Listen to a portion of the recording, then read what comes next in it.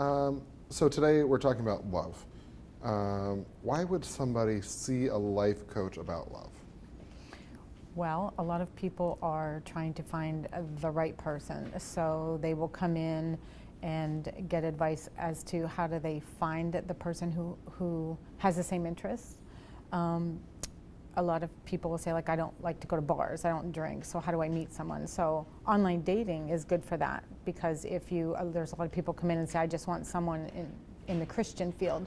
There's different sites for that. And so it's no different than if you were out in public and met someone. It's just a nice way to meet somebody. When we're talking about online dating, there's a lot of factors. There's all this background noise getting picked up.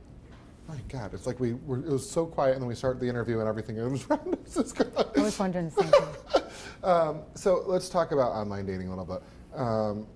Obviously, there's such thing as catfishing. There's an online, like people may say, different characteristics that they might not actually have in life, or maybe they really believe that they do have them. How do you make an honest online dating profile? Do you help people do that? I do not.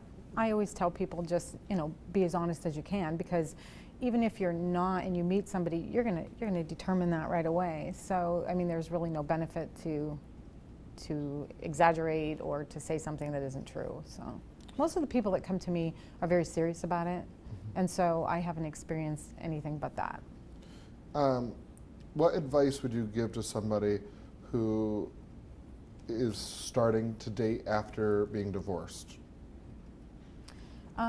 Well, it depends what they're looking for. A lot of people will come to me after they've lost someone due to a death. And so it's really hard to start over. Take yourself back to when you were young and dating. You know what I mean? It's kind of the same thing. It's just that exploratory thing, finding the right things that you like to do. One thing of people that have been divorced or have lost somebody, they're pretty set in their ways of what they like to do. Like if they like to go fishing or camping, or if they like to go to the theater. Those are the types of things that you need to discover in the beginning. Do you believe that there's one person out there that's a match? Absolutely. Do you believe that there's more than one person out there that could be a match? Yes. I think it just depends on the individual, and I think the biggest thing, it's no different than raising children, is learning coping skills. One of the things that I mentioned to you is a lot of people will come to me and say, okay, I found the perfect person, how do I keep it alive? Mm-hmm. And that's really easy. Right. So we were talking to some couples today that have been married 30 years. How do you keep it alive? You know what? I always tell people it takes less than a minute a day. And what you need to do is, when you get up in the morning, be positive and grateful, and give each other a compliment. When you leave and go to work, send each other a little text message or a positive note is really effective. Now they have the little Bitmojis and stuff. Send a little loved one. You can do surprise things when your spouse or significant other gets home. You can surprise them. You can have a card. You can have flowers. You can just write a note. A lot of people, to keep intimacy alive too, like if they like to play a game, they'll wager on what happens if you lose and things like that. But they're just fun ways just to keep it alive. A lot of compliments. And the biggest thing that I would have to say is, if you're mad at somebody and you get in an argument, always stay focused on what they do right instead of what they do wrong, because we all get angry with one another, or somebody disappoints the other person. But if you can stay focused on what they do right, I think that's key. What do you think love is? I think love is a best friend, a partner, somebody that you can, likes the same things you like, somebody that you can be yourself, somebody that you can vent to and they don't take it personally, some way to release our emotions.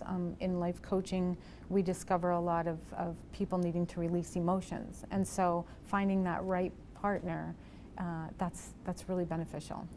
What do you think the difference between a friendship and a relationship is?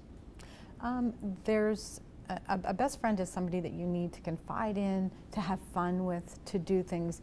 But I believe for a strong relationship, you have the intimacy, you have that bonding, that personal bonding, that is very important. Dolly Parton has been married 56 years, and she says that she doesn't let her husband see her without her makeup on, without her hair done. She dresses up to be around him. How important do you think your image is? Well, I think everything is about balance, and that's what we teach in coaching. Is so I'm not sure that that's realistic, never to let them see you without that. I think it's important to let them see this is just who I am, and this is what I look like without that. But I also think it's important that you don't ever stop caring about how you look, because I think it's important to want to have the other person very proud of how you look. Looks aren't everything, but it's nice if you keep yourself clean and you know, you want to dress up sometimes and make them proud. All of those things are important for your own self-image. Dating in central Pennsylvania has to be different than It is. New York City. You know, when you're a life coach in Du Bois, how is dating different there? I also do coaching in Virginia, Okay. and it varies from state to state. But again, it depends on your interests. So, like myself, I love to travel, I love theater, but in Du Bois we don't have that. So if I want to do something, then you have to go to a larger city. So it's not hard to have those interests. A lot of people think from our area it's more the camping, hunting, fishing, and that's great too, because I love doing those things as well. Sure. But we're not far from a major city that you could do things like in New York City. Right. All right, so you mentioned the importance of similarities, but you've heard the old saying, opposites attract. Mm-hmm. Is that true? I believe it is. I think it's really good, again, because I believe in balance. So I think somebody who, let me give you an example, somebody who is an executive and very serious, and then somebody who is very silly, I think that that's a very good complement to one another. We started out the interview, you talked about online dating. Do you think that the act of dating in the bar scene or dating in the night scene is gone? No, I wouldn't say it's gone. Again, I think it's relative to what you like. A lot of people love to go to a dance, and so therefore sometimes you're forced to go to a bar.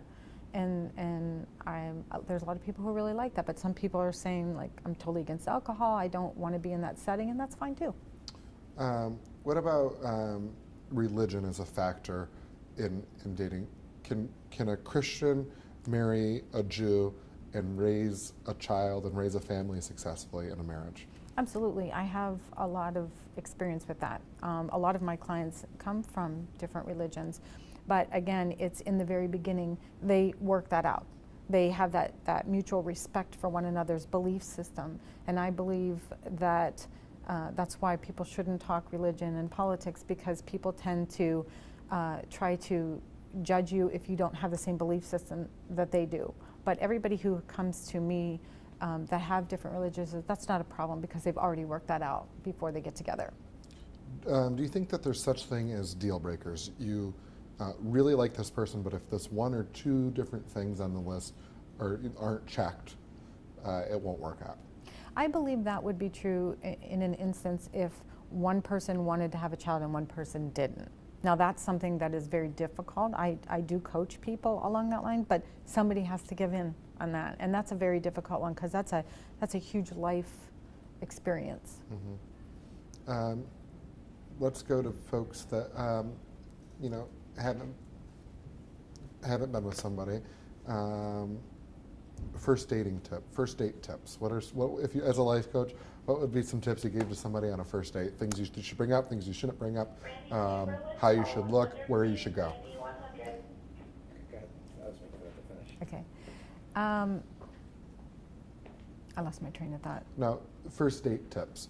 What you should bring up, where you should okay. go, how you should look. I have someone near and dear to my heart that always calls me on the first date. And I always tell them, don't be serious on the first date. Don't tell them every single thing about you. Don't get into a deep conversation. Get to know each other on a light level. Laugh a little bit. See if you have that ability to laugh with one another. And that will come down the road, the serious conversations. So I would keep it light. Should you kiss on a first date? Well, there's no right or wrong on that. That's follow your heart, follow your instincts. There is no set rules on dating. I always tell people, just be comfortable. Just be comfortable with who and what you are, and it will all happen just naturally. All right. I think, is there anything, Mike, Christy, anybody have anything? Were you guys listening at all? Is anything we should ask a life coach that I missed? And if you guys were talking to a life coach, anything you guys would ask, Kevin? No? How long should you date before you get engaged? Again, I don't think that there's any right or wrong. I know people that were together for 4 months and they've been married for 20 years. I know people that dated for 8 years and they were married for 6 months. So I don't believe that there's any set rules with that. You know when you're ready. How about for those hard-hitting questions like, were you ever married before? Do you have kids? Like that real deep stuff. That is something that sometimes people struggle with is mixed marriages. And so I love the things that you see on Facebook now where both sets of parents can come together and they put their names on the back like stepdad and real dad, you know, and you have to work at building those relationships instead of playing the children to get one to like the other side better. I see a lot of that. And so I think it's important that everybody comes together as an adult. On the other side of things, when is it time to call it quits? Ooh. Well, in my job, I always try to save marriages. However, there are those instances where if both people are not going to work at it, then it isn't going to work. I can coach people to, and I tell them when you change, they will change. So some changes will come as you make changes. But if a person is in an abusive relationship and that person is not willing to go get help, I would probably say that would be a time where you're going to have to face that it isn't going to work. All right. I think that's good. Thank you for making the trip. I